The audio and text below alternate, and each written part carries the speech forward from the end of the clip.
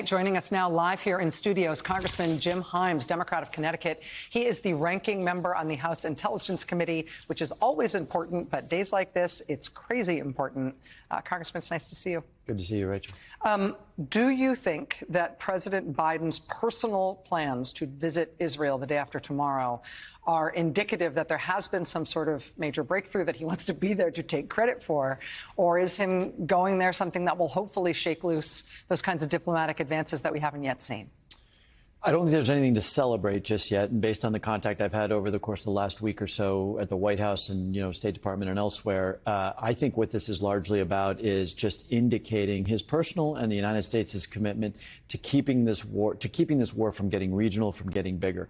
Two carrier strike groups in the region, the movement of a couple of air wings, and the president of the United States visiting not just Israel. And by the way, if you saw his statement today, visiting Israel to support Israel as we do, but also saying there's a huge difference between Palestinians, especially innocent Palestinians, and Hamas, but also going to Jordan, also going to Egypt. That says to Iran, it says to Hezbollah, it says to, terrorist elements in the West Bank, don't do it. And that's really critical. That's really critical. Absent that kind of full court press that you're describing, political, diplomatic, military, from the United States, do you think that we would be at real risk of a regional conflict? Very much so. Very much so. No, and it's not even close to a done deal yet, right? And this is one of the reasons, apart from the moral reasons for encouraging the Israelis to be very careful, abide by the laws of armed conflict, et cetera, in Gaza, apart from the important moral reasons, Hezbollah faces politics, too. And if the images coming out of Gaza of a military operation were as brutal as Hamas would like them to be,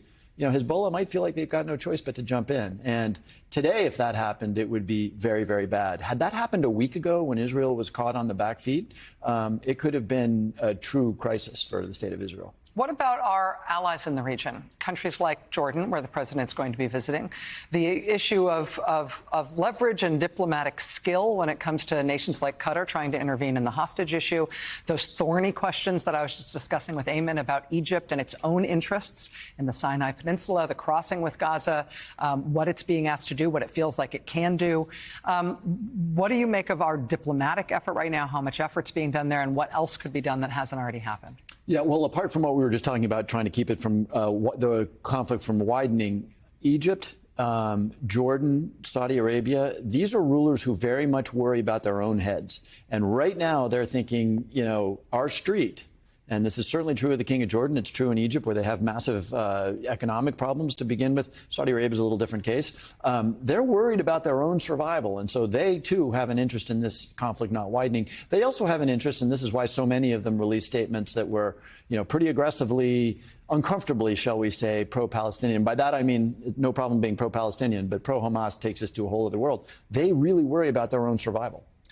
In terms of what the U.S. response can be, we expect that there'll be an emergency aid request for Israel. Obviously, nothing goes through the United States House when there is no United States House. Do you think that the Republicans are going to elect Jim Jordan to be the Speaker of the House tomorrow? It has been, for many reasons, been a difficult day, but I just never imagined we'd be at a point where we were talking about a Speaker, Jim Jordan. And I'll come back to your question, but I mean, I think nobody did more to justify and to back and to paper over not just Trump's misbehavior, not a good idea to tell Zelensky that you're not sending military aid unless he gives him dirt on the Bidens, right? But also after January 6th. I mean, he refused a congressional subpoena of a commission that was trying to figure out how big the plan was to stop the peaceful transfer of power. And Jim Jordan was right in the mix of that. Back to your question, the White House is, I think, at least when I heard a couple of days ago, they are going to submit a package to the Congress that will involve both Ukraine aid and aid for Israel. That's going to make an awful lot of Republicans pretty angry, but I know that my party and the Senate, both sides of the aisle, care a lot about doing both. So I think you're going to see that from the White House to the Senate. And then, if we just happen to stumble upon a Speaker of the House, maybe we take it up, too. Wow. I can't believe that this is this is the hand we have to play at this exact moment. It had to be now, right?